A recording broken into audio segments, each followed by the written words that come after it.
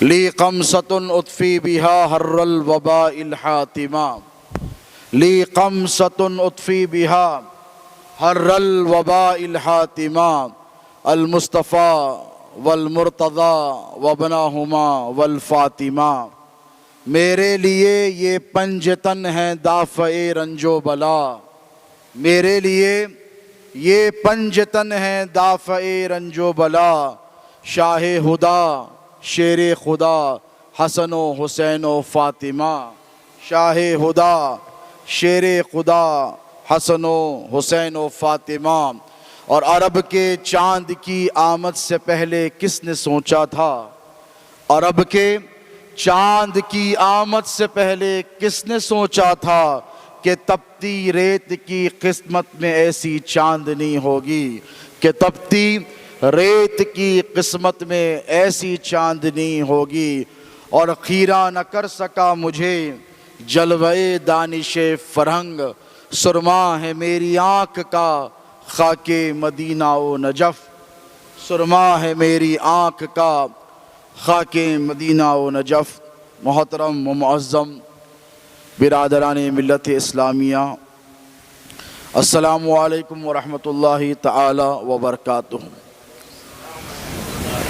اللہ رب تبارک اولاد سے زیادہ محبت کرتا ہوں، لیکن یہ نہیں کہا کہ جان سے زیادہ محبت کرتا ہوں۔ میرے نبی نے کہا کہ اے عمر ادھر قریب آ۔ جیسے ہی قریب گئے، مصطفیٰ نے اپنا دست اقدس حضرت عمر کے سینے پر رکھا اور سوال کیا کہ اے عمر اب بتا کہ تو مجھ سے کتنی محبت کرتا ہے۔ تو کہنے لگے یا رسول اللہ، عمر کے ماں باپ آپ پر قربان، عمر کی اولاد آپ پر قربان، عمر کی دولت آپ پر قربان، عمر ابن خطاب کی جان آپ پر قربان۔ نبی نے فرمایا الآن اے عمر تیرا ایمان اب مکمل ہو گیا۔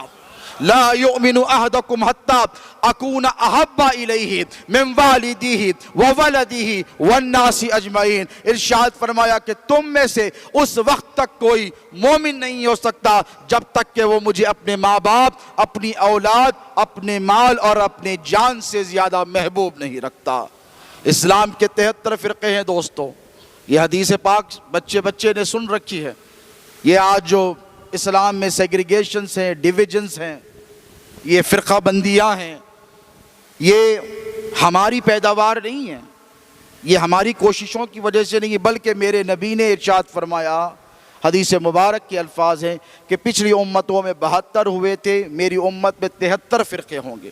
یعنی امت 73 خانوں میں ڈھک جائے گی، بڑھ جائے گی، ڈیوائیڈ ہو جائے گی۔ تو آقا و مولا علیہ السلام نے 14 صدیوں پہلے ارشاد فرما دیا تھا کہ امت میں تفریق ضرور ہوگی، خانوں میں ضرور تقسیم ہو جائیں گے، لیکن ساتھ یہ بھی ارشاد فرمایا تھا کہ تمہیں اگر پہچاننا ہے کہ مومن کون ہے تو دیکھ لینا کہ جو اپنے ماں باپ سے زیادہ مجھ سے محبت کرے گا وہی صاحب ایمان ہوگا، جو اپنی اولاد سے زیادہ حضور نے فرمایا مجھ سے محبت کرے گا وہی مسلمان ہوگا، جو اپنی جان اپنے مال سے زیادہ مجھ سے محبت کرے گا وہی مومن رہے گا۔ حضور نے یہ نہیں فرمایا کہ جو صرف نماز پڑھے گا اس کی علامت مومن وہی رہے گا۔ حضور نے یہ نہیں کہا کہ تم دیکھو جو حج کو جائے وہ مومن ہوگا۔ حضور نے یہ بھی نہیں فرمایا کہ صرف جو جہاد کرے، جہاد کرتا ہوا دیکھو تو وہ مومن ہوگا۔ میرے نبی نے یہی نہیں فرمایا کہ صرف جو روزہ رکھتا ہوا نظر آئے وہ مومن ہوگا۔ یہ تو سب کریں گے، 73 فرقوں میں سب فرقے کریں گے، لیکن حضور نے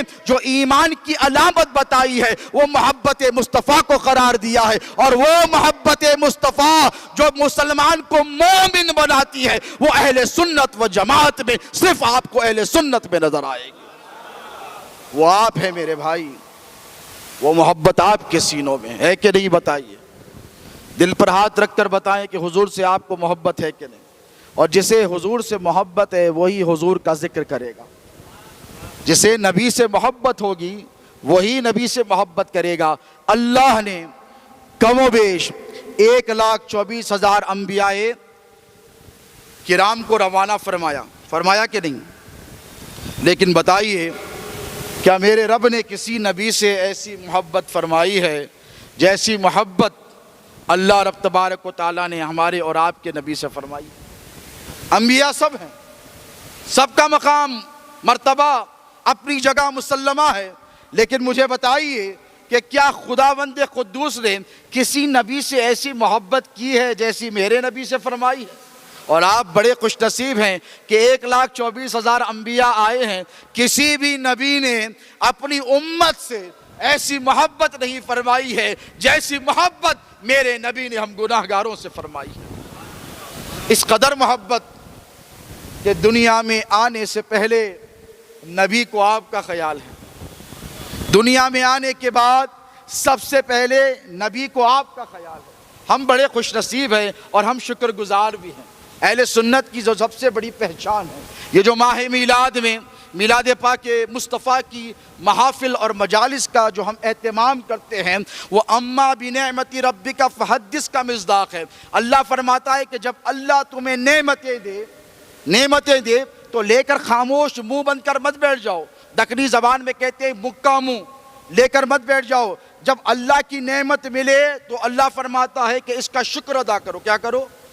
اس کا شکر ادا کرو۔ وَأَمَّا بِنِعْمَةِ رَبِّكَ فَحَدِّثْ، اس کا خوب ذکر کرو کہ مجھے اللہ کی نعمت ملی ہے، مجھے اللہ کی نعمت ملی ہے۔ تو سب سے بڑی روئے زمین پر کائنات میں اللہ رب تبارک و تعالیٰ نے جس نعمت کا ذکر فرمایا ہے وہ کوئی اور نعمت نہیں، وہ ہمارے اور آپ کے نبی کی ذات بابرکت ہے۔ قرآن پاک کی میں نے آیت کی تلاوت کا شرف حاصل کیا۔ اللہ فرماتا ہے لَقَدْ مَنَّ اللَّهُ عَلَى الْمُؤْمِنِينَ إِذْ بَعَثَ فِيهِمْ رَسُولًا، کہ اللہ نے مومنین پر، کس پر؟ دیکھیں میں نے مومن کی تعریف آپ کو بتا دی، ایک جو ظاہری تعریف ہے، ایک باطنی پھر کبھی آپ کو بتاؤں گا۔ جو ظاہری تعریف ہے میں نے بتائی، مومن وہ جو جان سے زیادہ نبی سے کیا کرے؟ بولیے محبت کرے۔ مومن وہ جو اولاد سے زیادہ نبی سے محبت کرے۔ مومن وہ جو اپنے مال سے زیادہ نبی سے محبت کرے۔ اور اللہ فرما رہا ہے کہ اللہ نے مومنین پر بڑا احسان کیا، غیر مومن کا یہاں ذکر نہیں ہے۔ میرے نبی کو جب نبی بنا کر بھیجا تو ارشاد فرمایا سارے عالمین کے لیے ہم نے نبی کو رحمت بنایا ہے۔ کیا بنایا ہے؟ وما ارسلناک الا رحمتا للعالمین، رحمتا للمسلمین نہیں فرمایا گیا، ہم نے عالمین کے لیے ہمارے نبی کو رحمت بنا کر بھیجا ہے۔ محمد کو جو بھیجا ہے اللہ فرمایا علیہ السلام عالمین کے لیے رحمت بنا کر بھیجا ہے۔ لیکن جب احسان کی بات آئی تو احسان پرایوں سے نہیں جتایا جاتا ہے، احسان اپنوں پہ جتایا جاتا ہے۔ احسان پرائے پر نہیں، پرائے سے کیا آپ حق مانیں گے؟ هل جزاء الاحسان الا الاحسان، اللہ فرماتا ہے کہ احسان کا بدلہ کیا اس کے سوا؟ بولیے کہ احسان کیا جائے۔ سورہ رحمان کی آیت مبارک ہے هل جزاء الاحسان الا الاحسان، احسان کا بدلہ اس کے سوا کچھ نہیں کہ احسان کیا جائے۔ یہاں اللہ رب تبارک و تعالی احسان جتا رہا ہے، لقد من اللہ علی المؤمنین اذ بعث فیہم رسولا، کہ اللہ نے بے شک، یہاں شک و شبے کی کوئی گنجائش نہیں ہے، لقد کا استعمال ہے، یعنی تاکیداً کہا گیا ہے کہ اللہ نے مومنین پر احسان کیا کہ انہی میں سے ایک رسول کو روانہ فرمایا۔ اب جب احسان کیا پروردگار نے مسلمانوں پر، مومنین پر اپنے نبی کو بھیج کر، تو یہ مسلمانوں کی ذمہ داری ہے کہ جو احسان اللہ نے نعمت کی طور پر دیا ہے اس کا شکر بجا لائیں۔ تو اس کا شکر بجا لانے کے لیے سب سے جو بہترین ذریعہ ہے وہ محافل میلاد کا انعقاد ہے دوستو۔ اور کیا ذریعے سے آپ اللہ رب تبارک و تعالیٰ کی نعمتوں کا اظہار کریں گے؟ دیکھیں کہ نبی پاک علیہ السلام نے، میرے اور آپ کے نبی نے آپ سے بے پناہ محبت فرمائی ہے کہ نہیں؟ بولیں، ماں سے زیادہ محبت نبی نے فرمائی ہے، بولیے ہے کہ نہیں؟ باپ سے زیادہ محبت تم سے نبی نے فرمائی ہے، سگے بھائی سے زیادہ محبت تم سے نبی نے فرمائی ہے۔ تم 1400 برس بعد آئے ہو، پھر 2800 برس بعد بھی آؤ گے، قیامت تک مسلمانوں کا سلسلہ چلتا رہے گا، لیکن میرے نبی نے کسی امتی سے محبت میں کمی نہیں کی ہے۔ صحابہ کی مجلس میں حضور بیٹھے ہوئے ہیں، صحابہ کی انجمن میں آقا علیہ الصلاۃ والسلام بھیجے بیٹھے ہیں، صحابہ کی انجمن میں حضور ارشاد فرما رہے ہیں، صحابہ کے درمیان ارشاد فرما رہے ہیں کہ میری امت میں کچھ ایسے بھی لوگ آئیں گے جس سے میں بے پناہ محبت کرتا ہوں اور ان کو میں ایسا قرب عطا کروں گا۔ حضور ان کے فضائل بیان فرما رہے ہیں تو صحابہ بڑے خوش ہوئے اور خوش ہو کر کہنے لگے یا رسول اللہ کیا وہ ہم ہیں جن کے بارے میں آپ فرما رہے ہیں کہ آپ ان سے بے پناہ محبت فرماتے ہیں؟ یا رسول اللہ آپ فرما رہے ہیں جن کے لیے آپ پل صراط پر خود ٹھہرے ہوئے رہیں گے، جن کے لیے آپ حوض کوثر پہ جام کوثر کا پیالہ لے کر ٹھہریں گے؟ یا رسول اللہ وہ ہم خوش نصیب ہیں۔ تو اللہ کے رسول علیہ الصلاۃ والسلام نے ارشاد فرمایا میں ان کی بات کر رہا ہوں جن کا ایمان بہت زیادہ مضبوط رہے گا، ان کی بات کر رہا ہوں جو ایمان کے طور پر بہت زیادہ مضبوط ایمان والے ہوں گے۔ صحابہ نے کہا یا رسول اللہ کیا وہ ہم ہیں؟ تو حضور نے فرمایا تم تو ہو لیکن تم اس میں شمار نہیں جن کا میں ذکر کر رہا ہوں۔ دیکھیں صحابہ نے کہا یا رسول اللہ تابعین میں ہوں گے، تبع تابعین میں ہوں گے؟ تو حضور نے فرمایا تم اس لیے نہیں کہ تم تو مجھے دیکھ رہے ہو، تم تو مجھے دیکھ رہے ہو، مجھے چلتا پھرتا دیکھ رہے ہو، جبرائیل کا آنا جانا دیکھ رہے ہو، چاند کے دو ٹکڑے ہونا دیکھ رہے ہو، سورج کا پلٹنا دیکھ رہے ہو، کنکریوں کا کلمہ پڑھنا دیکھ رہے ہو، میرے چہرے کی زیارت کر رہے ہو، قرآن کی مجھ سے آیتیں سماعت کر رہے ہو، معجزات مصطفیٰ دیکھ رہے ہو، لیکن میری امت میں کچھ ایسے بھی ہوں گے جو صدیوں بعد پیدا ہوں گے، نہ وہ مجھے دیکھیں گے نہ وہ میری مجلس میں بیٹھیں گے، لیکن یاد رکھنا میں ان سے اس قدر محبت کروں گا جس قدر محبت میں تم سے کرتا ہوں۔ وہ آپ ہیں، وہ آپ ہیں، وہ ہم ہیں اہل سنت و جماعت کے وفادار غلام مصطفیٰ کے جن سے اللہ کے رسول علیہ الصلاۃ والسلام بے پناہ محبت فرماتے ہیں۔ دنیا میں آنے سے پہلے، دنیا کے بننے سے پہلے، دنیا کے بننے کے بعد، دنیا میں تشریف لانے کے بعد اور قبر میں تشریف رکھنے کے بعد اور حشر تک اللہ کے رسول علیہ الصلاۃ والسلام کو سب سے زیادہ جس سے محبت ہے وہ کوئی اور نہیں، وہ میرے نبی کی گنہگار امت ہے۔ ایک بڑی مشہور و معروف حدیث مبارک ہے، بچے بچے نے سن رکھی ہے کہ ایک مرتبہ جبرائیل امین حضور کی خدمت میں آئے، کیا سوال کیا حضور سے کہ یا رسول اللہ ایسا ہے ویسا ہے، چند سوالات کیے۔ پھر اس کے بعد حضور پاک علیہ الصلاۃ والسلام نے جبرائیل امین سے ایک سوال کیا۔ جبرائیل امین سے اس کا مطلب یہ نہیں کہ حضور کو پتہ نہیں، ممتحن ایگزامینر جب کوئی کویسچن کرے تو اس کا مطلب یہ نہیں کہ اسٹوڈنٹ اس سے کہہ دے کہ تمہیں نہیں معلوم اس لیے مجھ سے پوچھ رہے ہو۔ امتحان میں بیٹھ سکیں گے اسٹوڈنٹس؟ بتائیے، ممتحن یا ایگزامینر کا ایگزامینیشن میں کویسچن کا پوچھنا اس کا مطلب یہ نہیں کہ ممتحن کو نہیں معلوم، ممتحن کو تو معلوم ہے لیکن ایگزامینر یہ دیکھنا چاہتا ہے کہ اسٹوڈنٹ کو بھی معلوم ہے کہ نہیں۔ بات سمجھ میں آ رہی ہے؟ تو ٹھیک اسی طرح میرے نبی نے سوال کیا کہ جبرائیل بتا تیری عمر کتنی ہے؟ آپ نے سنی ہے نا حدیث مبارک؟ تو کہنے لگے یا رسول اللہ زیادہ تو نہیں معلوم لیکن اتنا ضرور معلوم ہے کہ اللہ کے رسول کہ 70,000 سال میں ایک ستارہ چمکتا ہے، میں نے اسے 72,000 مرتبہ چمکتا ہوا دیکھا ہے۔ حضور نے پوچھا کہ اگر تو اسے دیکھے گا تو پہچان لے گا؟ تو کہا یا رسول اللہ 70,000 سال جس کی دید کے لیے تڑپا کرتا تھا، یعنی ایک مرتبہ دکھتا حجاب سے نکلتا آسمانوں میں، اس کے بعد نظر نہیں آتا، اور اسے دیکھوں گا تو کیسے نہیں پہچانوں گا؟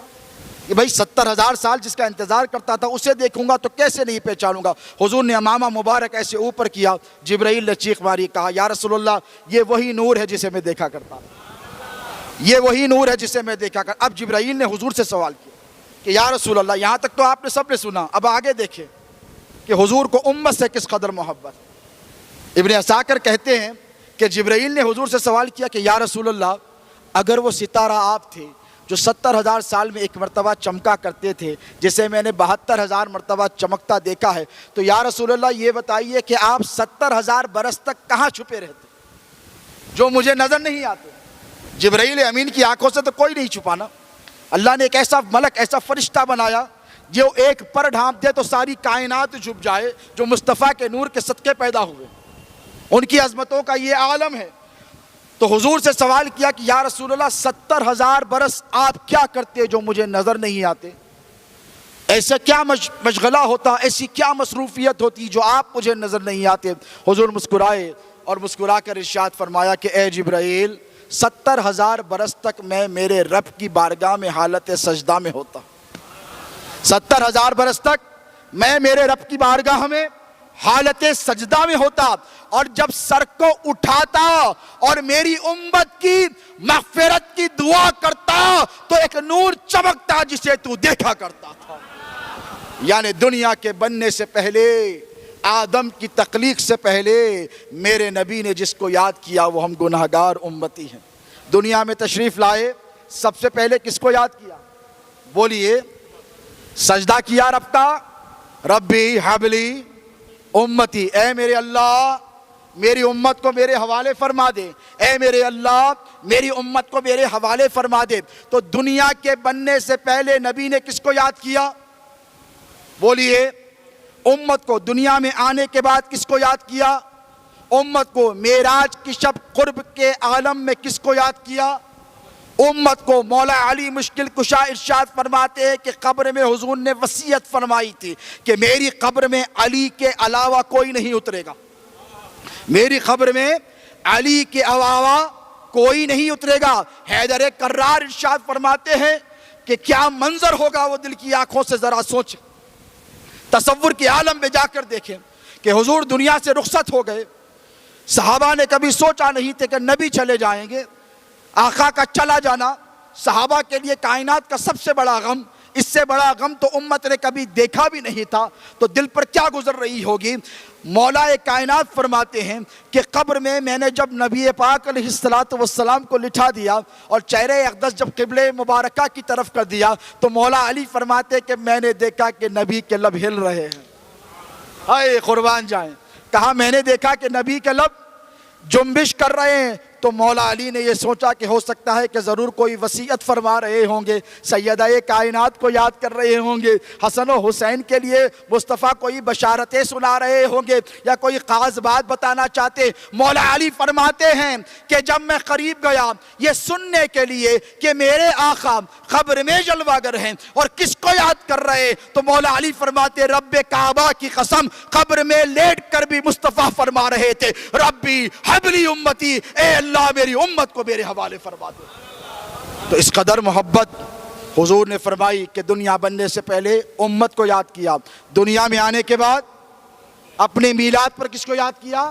امت کو یاد کیا۔ قبر میں لیٹے ہیں کس کو یاد کیا؟ امت کو یاد کیا۔ حشر کے میدان میں اٹھیں گے سب سے پہلے کسے یاد فرمائیں گے؟ امت کو یاد فرمائیں گے۔ تو امت کے وفاداروں نے قسم کھا لی کہ یا رسول اللہ آپ آقا و مولا ہو کر غلاموں کو نہیں بھولے، ہم غلام بھی قسم اٹھاتے ہیں کہ مرتے مر جائیں گے آپ کے وفادار آپ کے میلاد کو کبھی نہیں بھولیں گے۔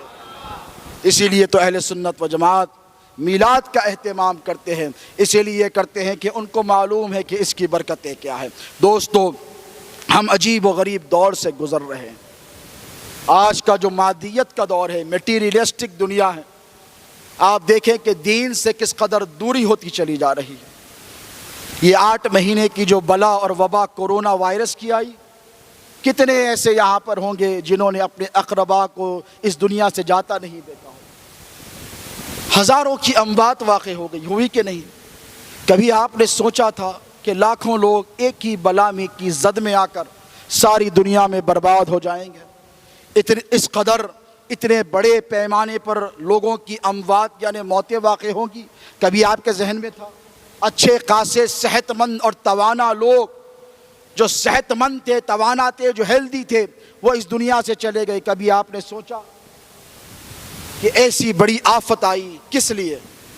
اس لیے کہ اللہ رب تبارک و تعالی آپ کو مہلت عطا فرما رہا ہے۔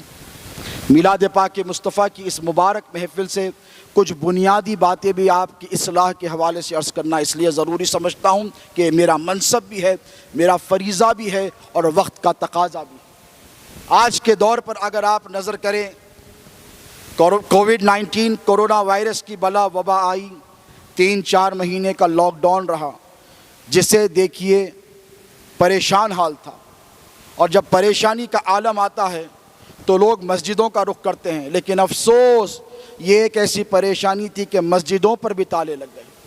میرے نبی ارشاد فرماتے ہیں، حدیث مبارکہ میں ہے کہ جب حضور کو کوئی حاجت پیش آتی یعنی کوئی پریشانی ہوتی تو حضور فوراً مسجد کا رخ کرتے، لیکن کورونا کی ایسی وبا آئی کہ میرے بزرگ جن کے دل مسجدوں میں اٹکے ہوئے رہتے ہیں، چاہتے ہوئے بھی مسجدوں کو کئی مہینے تک نہیں آ سکی، بتائیے کئی جمعے نہیں ہوئے، تو ایسی سخت ترین وبا اور بلا نے ہم کو آ کر گھیر لیا، اور اس کے باوجود بھی اگر ہم نے اپنی زندگیوں کا محاسبہ نہیں کیا اور انالائسس نہیں کیا تو بتائیے ہم نبی کو کیا صورت دکھائیں گے؟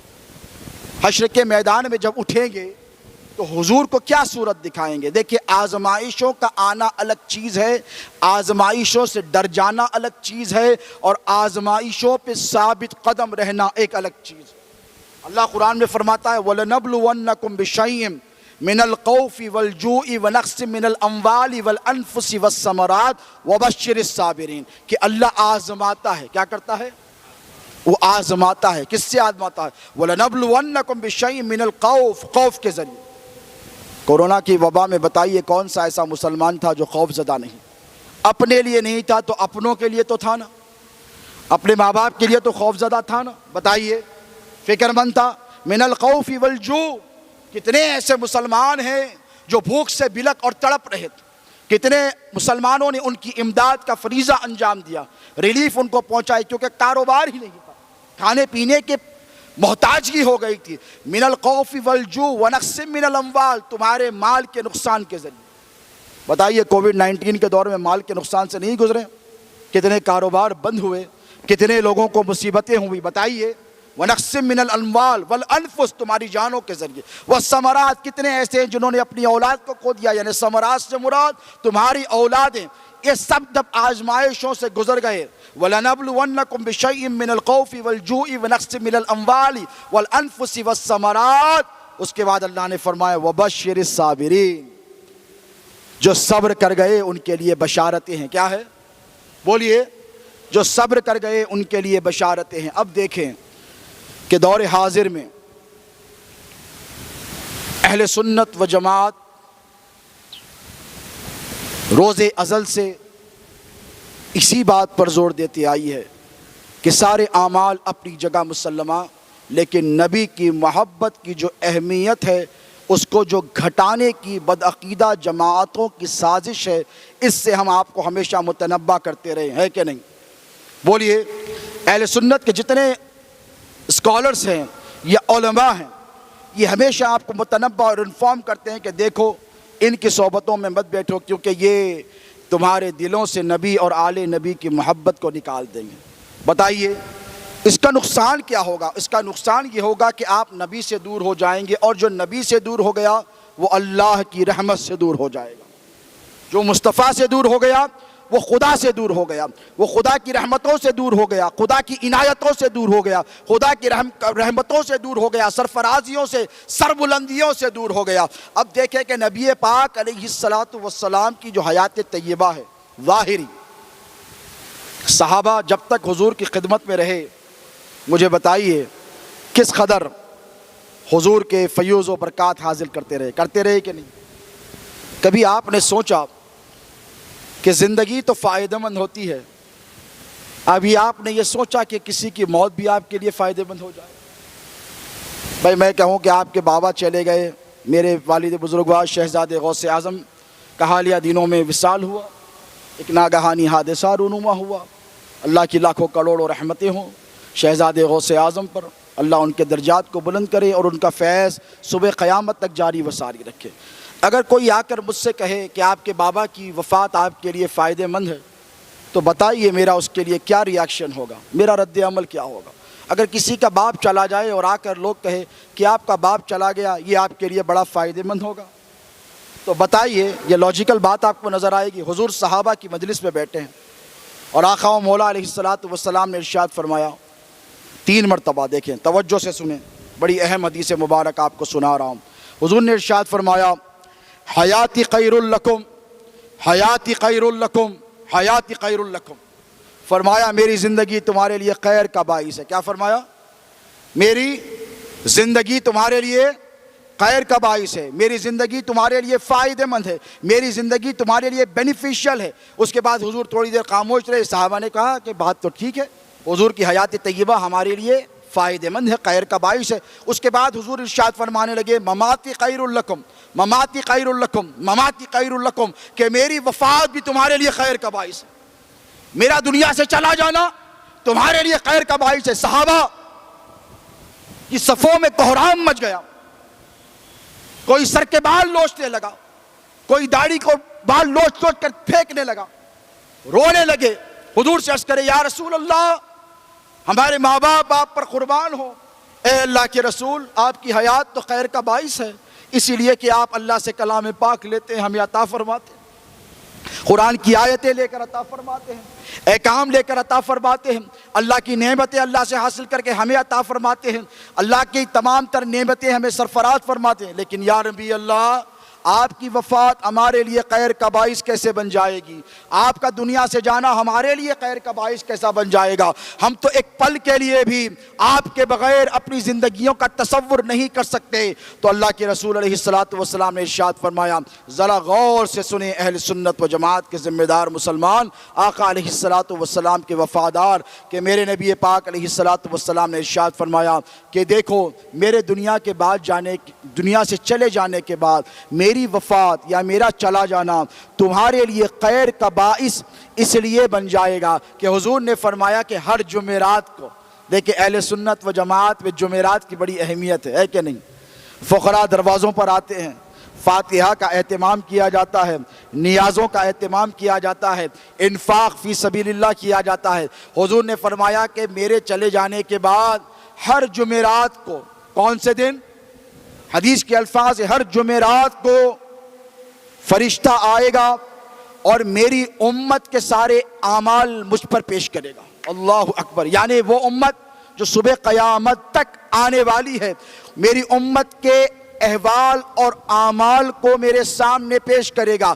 جب گناہوں کو پیش کرے گا، جب نیکیوں کو پیش کرے گا، فرمایا کہ یا رسول اللہ فرشتہ آئے گا اور آ کر کہے گا سنگا ریڈی کی دیندار خان مسجد میں اتنے ہزاروں مسلمانوں نے نماز پڑھی ہے، حضور خوش ہوں گے، نمازوں کی پابندی کی ہے، سرکار یا رسول اللہ فلاں امتی نے صدقہ کیا ہے، یا رسول اللہ فلاں امتی نے غریبوں کی مدد کی ہے، یا رسول اللہ فلاں امتی نے گناہوں سے اجتناب کیا ہے، تو اللہ کے رسول فرماتے ہیں کہ میں خوش ہوتا چلا جاؤں گا۔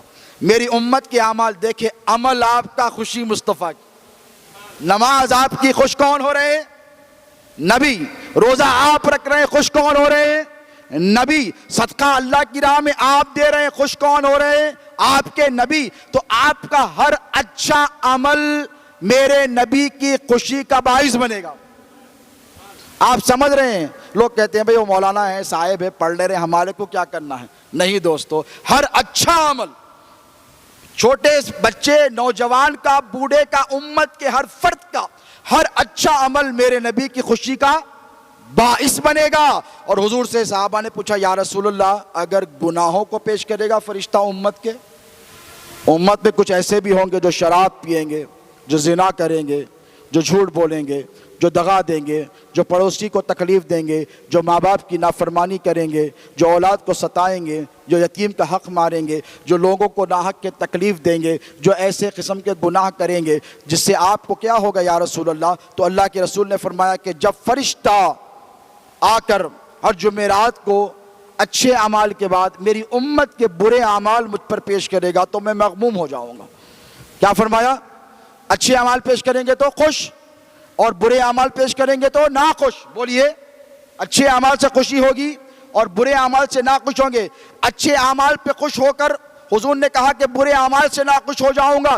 اس کے بعد میرے نبی نے بات کو مکمل نہیں فرمایا، یہی نہیں چھوڑ دیا، بلکہ ارشاد فرمایا جب فرشتہ آ کر کہے گا کہ یا رسول اللہ آپ کے فلاں امتی نے فلاں شہر میں یہ گناہ کیا ہے، فلاں امتی نے فلاں شہر میں یہ گناہ کیا ہے، میرے نبی فرماتے ہیں جیسے ہی فرشتہ آ کر میری امت کے برے اعمال کو مجھ پر پیش کر دے گا میں حالت سجدہ میں چلا جاؤں گا، میں گنبد خضرا میں حالت سجدہ میں چلا جاؤں گا، اور اس وقت تک سجدے سے سر کو نہیں اٹھاؤں گا جب تک میرا خدا میرے امتی کے گناہوں کو معاف نہیں فرمائے گا۔ اللہ اکبر، یہ کرم، یہ سرفرازی یہ آقا و مولا علیہ السلام کی ہم گناہگاروں پر ہے۔ ایک ہے تعلق باللہ اور ایک ہے تعلق بالرسول۔ عصر حاضر میں، آج کے دور میں ہر امتی کو نبی سے اپنا رشتہ گہرا اور مضبوط کرنے کی ضرورت ہے۔ یاد رکھیں کہ اللہ کے رسول علیہ الصلاۃ والسلام نے مسلمانوں کو، اپنے وفاداروں کو بے شمار وصیتیں فرمائی ہیں۔ یہ نبی پاک علیہ الصلاۃ والسلام کی نسبتوں کا فیضان ہے۔ آپ اپنے آپ کو واللہ میں کہتا ہوں کہ حقیر نہ سمجھیں۔ دولت کی بنیاد پر کوئی بڑا نہیں ہوتا اسلام میں، یاد رکھنے۔ علم کی بنیاد پر بھی نہیں ہوتا، یاد رکھیں۔ صرف علم کی بنیاد پر سب سے زیادہ جو اہم ہیں وہ اللہ کے رسول علیہ الصلاۃ والسلام کی محبت ہے۔ آج دور حاضر میں بے شمار معاشرتی خرابیوں کے باوجود اللہ رب تبارک و تعالی ہم پر کرم فرما رہا ہے۔ کس کی نسبت کی خاطر؟ یاد رکھیں، پچھلی امتوں نے خطائیں کی، گناہیں کی، آپ کو پتہ ہے اللہ نے ان پر جب فوراً کے فوراً عذاب کو نازل کیا۔ جانتے ہیں آپ نوح علیہ السلام کا آپ نے قصہ سنا ہوگا جو قرآن پاک پڑھتے ہیں۔ کیا ہوا ان کے ساتھ؟ اللہ نے ساری امت کو برباد کر دیا، کیا کہ نہیں؟ طوفان نوح برپا کیا۔ اب دیکھیں حیدرآباد میں پچھلے 8 دن سے تلنگانہ میں بارش چل رہی ہے، تھوڑے سے تالاب، چھوٹا سا تالاب لبریز ہو گیا، شہر کے کئی حصے ڈوب گئے پانی میں۔ طغیانی لوگوں نے کہا کہ طوفان نوح کا جیسا منظر ہے۔ میں نے کہا طوفان نوح کو دیکھا کہاں بیٹا آپ نے؟ طوفان نوح تو ایسا تھا کہ دنیا میں کہیں بھی زمین نظر نہیں آ رہی، دنیا میں کہیں بھی زمین کا ایک خطہ نظر نہیں آ رہا تھا، اس قدر اللہ رب تبارک و تعالیٰ نے پانی برپا کیا تھا۔ تو دوستو، جب امتوں نے نافرمانیاں کی ہیں عذاب آیا ہے کہ نہیں؟ صالح علیہ السلام کی اونٹنی کی توہین کی، اللہ نے قوم کو برباد کیا۔ موسیٰ علیہ السلام کی امت نے توہین کی، اللہ نے امت کو برباد کر دیا۔ اس طریقے سے سینکڑوں مثالیں ہیں، میں آپ کو دینا چاہتا ہوں لیکن وقت اس کی اجازت نہیں دیتا۔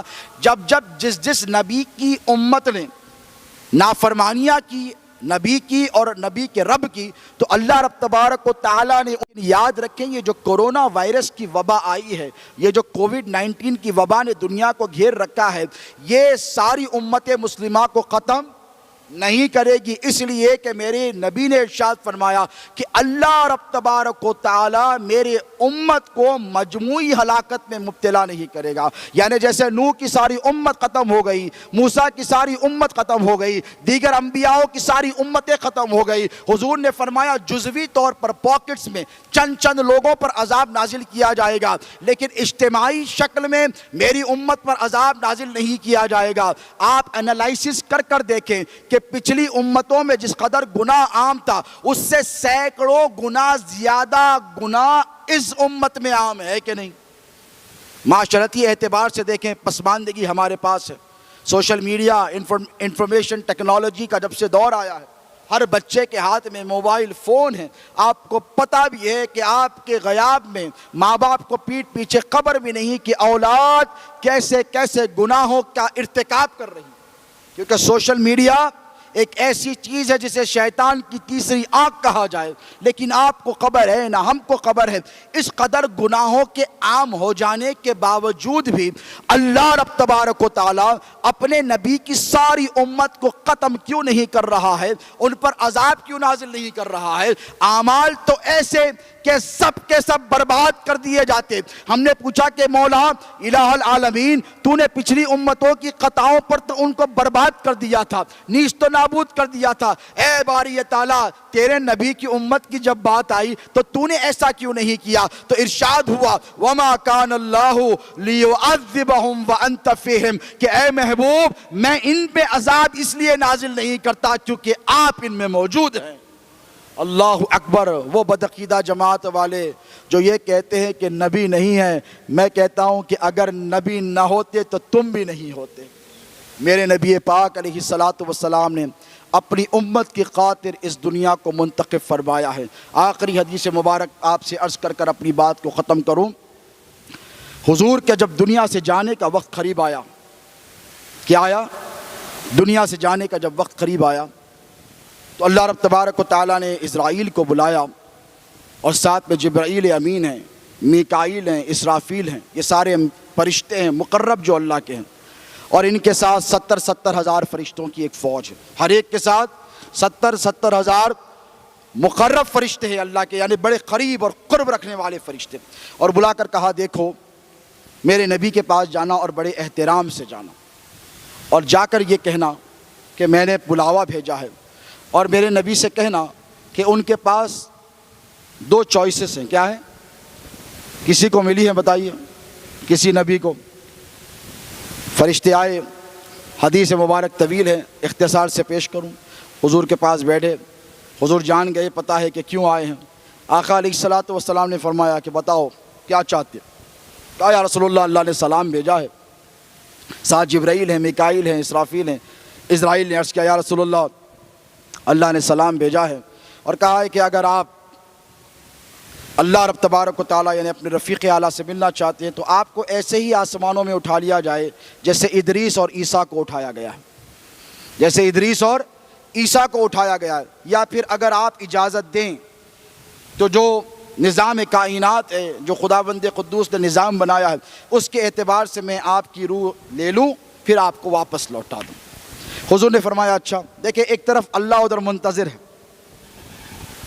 جنتوں میں 7 آسمانوں کے اوپر جہاں میرے پروردگار کا معراج کی رات حضور نے دیدار فرمایا ہے، وہاں باری تعالیٰ اپنے حبیب کا منتظر ہے کہ میرا محبوب آ رہا ہے۔ جیسے ادریس چلے گئے، جیسے عیسیٰ چلے گئے، میرے نبی نے فرمایا اچھا، اور دوسرا آپشن کیا ہے؟ دوسرا تو یہ ہے کہ آپ ہی کی روح لیں اور آپ ہی کو لوٹا دی جائے۔ تو میرے نبی نے فرمایا چلا گیا تو کیا ہو گیا، رک جاؤں گا تو کیا ہوگا؟ چلا جاؤں میرے پروردگار کے پاس تو کیا ہوگا؟ تو جبرائیل نے کہا یا رسول اللہ، آپ پر تو قرآن نازل ہوا ہے، آپ تو جانتے ہیں، اگر آپ اپنی امت کو چھوڑ کر اپنے پروردگار کے پاس ایسے چلے جائیں جیسے عیسیٰ گئے تھے اور ایسے چلے جائیں جیسے ادریس گئے تھے، تو یا رسول اللہ آپ نہیں رہیں گے اور امت خطا کرے گی، آپ نہیں رہیں گے امت گناہ کرے گی، آپ نہیں رہیں گے امت نافرمانی کرے گی، تو اللہ رب تبارک و تعالیٰ امت پر عذاب نازل کر کر ان کا نام و نشان مٹا دے گا، تہس نہس کر دے گا۔ اور اگر آپ رہیں گے، مدینے میں رہیں گے، اپنے روضے میں رہیں گے، آسمانوں میں جانا پسند نہیں فرمائیں گے اور زمین پہ رہنے کو ترجیح دیں گے وصال کرنے کے بعد، تو یا رسول اللہ قرآن تو آپ پر نازل ہوا ہے، آپ کے رب نے فرمایا ہے وَمَا كَانَ اللَّهُ لِيُعَذِّبَهُمْ وَأَنْتَ فِيهِمْ، کہ محبوب جب تک تم گنبد خضرا کے مکین بن کے رہو گے ہم تمہاری امت پر عذاب کو نازل نہیں کریں گے۔ اللہ اکبر، یہ میرے نبی کا رہنا ہے دوستو۔ اور جو بدنصیب ہیں جو کہتے ہیں کہ نبی نہیں ہے، نعوذ باللہ من ذالک، وَاعْلَمُوا أَنَّ فِيكُمْ رَسُولَ اللَّهِ، اللہ ارشاد فرماتا ہے کہ جان لو میرا نبی تم میں جلوہ گر ہے، نبی ہماری سانسوں میں ہیں، نبی ہماری یادوں میں ہیں۔ لیکن یاد رکھیں اگر آپ نبی کے سچے غلام ہیں اور سچے غلام بننا چاہتے ہیں تو آپ کی اداؤں سے نبی پاک علیہ الصلاۃ والسلام کے جلوے جھلکنے چاہیے، آپ کے اخلاق سے پتہ چلنا چاہیے کہ کس کا غلام آیا ہے، آپ کی عادات سے پتہ چلنا چاہیے کہ کس کا غلام آ رہا ہے۔ آپ کا چہرہ دیکھ کے تو آپ کا نام پوچھنے کی ضرورت نہیں ہونی چاہیے، لوگ دیکھ کر بولے کہ دیکھو نبی کا غلام آ رہا ہے۔ آپ کا لباس ایسا ہونا چاہیے، آپ کے اخلاق ایسے ہونا چاہیے کہ آپ سراپا ایسے بن جائیں کہ آپ کو آتا ہوا دیکھ کر لوگ کہیں کہ دیکھو محمد عربی کا غلام آ رہا ہے، رحمت للعالمین کا غلام آ رہا ہے۔ تو اپنی زندگیوں میں تبدیلی لانے کی کوشش کیجئے، آقا و مولا علیہ الصلاۃ والسلام سے اپنی نسبتوں کو مضبوط کرنے کی کوشش کیجئے، اپنے اعمال کی اصلاح کرنے کی کوشش کیجئے۔ میلاد پاک مصطفیٰ کا یہی پیغام ہے دوستو۔ آپ کیا نہیں چاہتے کہ آپ کے اعمال سے آپ کے نبی خوش ہوں؟ بتائیے، کوئی ایسا مسلمان ہے جس کی یہ خواہش نہیں کہ میرے نبی میرے عمل سے خوش ہو جائے؟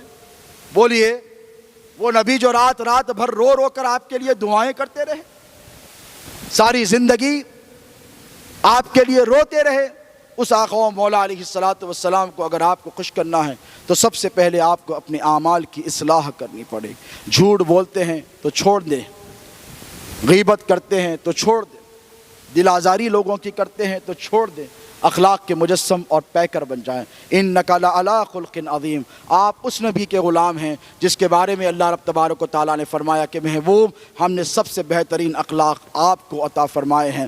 میرا پیغام آپ تمام کے لیے اس مختصر سے وقت میں صرف اتنا ہے کہ میلاد پاک کے مصطفیٰ میں آقا و مولا علیہ الصلاۃ والسلام کی سنتوں پر عمل پیرا ہونے کی کوشش کریں، کہیں انشاءاللہ کوشش کریں گے۔ میلاد پاک کے مصطفیٰ کا پیغام یہی ہے کہ انسانیت برباد ہو چکی ہے لاک ڈاؤن کی وجہ سے، کرونا وائرس کی وجہ سے، کووڈ-19 کی وجہ سے۔ میں چاہتا ہوں کہ اس سال جو آپ نے میلاد پاک مصطفیٰ کا بجٹ بنایا ہے، اس میں سے کچھ کٹوتی کر وہ پیسہ غریبوں کی امداد کے لیے استعمال کریں، کسی بھائی کے روزگار کے لیے اس کے دے دیں، یا کسی بہن کی شادی ہو تو اس کے اخراجات میں آپ اس کی معاونت فرمائیں۔ یقین جانیں کہ جو بھی آپ نبی پاک علیہ الصلاۃ والسلام کی میلاد پاک مصطفیٰ کے موقع پر مسلمانوں کی خدمت کا فریضہ انجام دیں گے تو اصل روح میلاد یہی ہے کہ لوگوں کی دستگیری کی جائے، امداد کی جائے، دکھ درد میں شامل ہوا جائے، کیونکہ یہ ایک ایسا عمل ہے۔ حضور پیران پیر غوث اعظم دستگیر ارشاد فرماتے ہیں،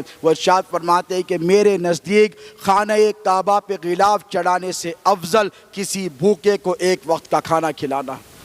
یہاں کتنے ایسے ہوں گے جو حضور پیران پیر غوث اعظم دستگیر کے سلسلے کے ماننے والے ہیں، جو قادری المشرب ہے۔ پیران پیر ارشاد فرماتے ہیں کہ آپ اپنے شیخ طریقت کے پاس مزاروں پہ اولیاء اللہ کی ہزاروں لاکھوں کے غلاف لے جاتے ہیں۔ میں نہیں کہتا کہ نہ لے جائیں، لیکن یاد رکھیں اگر سچے قادری ہیں تو آپ کے زندگی کا ایک کھانا یہ بھی ہونا چاہیے کہ اپنے کھانے میں سے تھوڑا سا حصہ اپنے غریب بھائی کے لیے نکالیں، اپنے پڑوسی کے لیے نکالیں۔ آپ کے عمل سے پتہ چلنا چاہیے کہ آپ غوث و خواجہ کے ماننے والے ہیں، آپ رسول پاک علیہ الصلاۃ والسلام کے امتی ہیں۔ میں اللہ رب تبارک و تعالیٰ سے اس کے حبیب پاک علیہ الصلاۃ والسلام کے صدقے وسیلے یہی دعا کرتا ہوں کہ اے مولا کریمہ کارسازہ بندہ نوازہ، پروردگارہ جو کچھ کہا اور سنا گیا ہے کہنے سننے سے زیادہ ہمیں اس پر عمل کرنے کی توفیق عطا فرما۔ اے پروردگار یہاں جتنے حاضرین ہیں ان کی حاضری کو اپنی بارگاہ میں شرف قبولیت عطا فرما۔ اے باری تعالیٰ یہاں جتنے مسلمان حاضر ہیں ان سب کی حاضری کو اپنی بارگاہ میں قبول فرما۔ مولا تیرے حبیب کے ذکر مبارک کے صدقے مولا ہم میں جو بیمار ہیں انہیں شفاء کاملہ عطا فرما، جو پریشان حال ہیں ان کی پریشانیوں کو دور فرما۔ اے باری تعالیٰ جو بے روزگار ہیں انہیں روزگار عطا فرما، اور جن کے کاروبار ہیں ان کی تجارت میں برکتی عطا فرما۔ مولا ہمیں جو بے نمازی ہیں انہیں نماز پنجگانہ با جماعت ادا کرنے کی توفیق عطا فرما، اور جو نماز پڑھتے ہیں ان کے سجدوں میں شوق و ذوق، اخلاص اور للہیت عطا فرما۔ مولا جو بے عمل ہیں انہیں عمل صالح کرنے کی توفیق عطا فرما، اور جو با عمل ہیں ان کے عمل میں اخلاص عطا فرما۔ اے باری تعالیٰ تیرے حبیب پاک علیہ الصلاۃ والسلام کی سنتوں پر عمل کرنے کی توفیق عطا فرما۔ مولا جن کے والدین زندہ ہیں ان کی عمر دراز فرما، اور جن کے والدین اس دار فانی سے کوچ کر گئے ان کی مغفرت فرما۔ مولا کورونا وائرس کووڈ-19 کی بلا اور وبا سے مسلمانوں کی جان مال کی حفاظت فرما۔ اے باری تعالیٰ ہماری ماؤں بہنوں بیٹیوں کی عزت و عصمت و عفت و آبرو کی حفاظت فرما۔ مولا مسلمانوں کی صفوں میں اتحاد عطا فرما، مسلمانوں میں آپس میں محبتیں عطا فرما۔ مولا مسلمانوں میں آپس میں ایک دوسرے کا دکھ درد بانٹنے والا بنا، مسلمانوں کو ایک دوسرے کی مدد کرنے والا بنا۔ مولا تیرے کنبے کی ساری انسانیت کی خدمت کی ہمیں توفیق عطا فرما، بلا تفریق مذہب و ملت اولیاء کاملین کے طریقے پر چلتے ہوئے انسانیت کی خدمت کی ہمیں توفیق عطا فرما۔ اے باری تعالیٰ یہاں جتنے حاضرین ہیں جن کے دلوں میں جو آرزویں ہیں اسے پوری فرما۔ اے باری تعالیٰ تیرے محبوب کے میلاد کے صدقے تصدق ہمارے ظاہر پوشیدہ گناہوں کو معاف فرما۔ اے پروردگار ہمارے کبیرہ صغیرہ گناہوں کو معاف فرما۔ اے پروردگار ہمارے دانستہ نادانستہ گناہوں کو معاف فرما۔ اے باری تعالیٰ ان گناہوں کو معاف فرما دے جو ہم نے رات کے اندھیروں میں کیے ہوں، اور ان گناہوں کو معاف فرما دے جو ہم نے دن کے اجالوں میں کیے ہوں۔ مولا ہم سب کو ایک بنا، ہم سب کو نیک بنا۔ وصلی اللہ تعالی علی خیر خلقہ سید الاولین والآخرین وآلہ الطیبین الطاہرین وصحبہ الاکرمین اجمعین وما علینا الا البلاغ المبین۔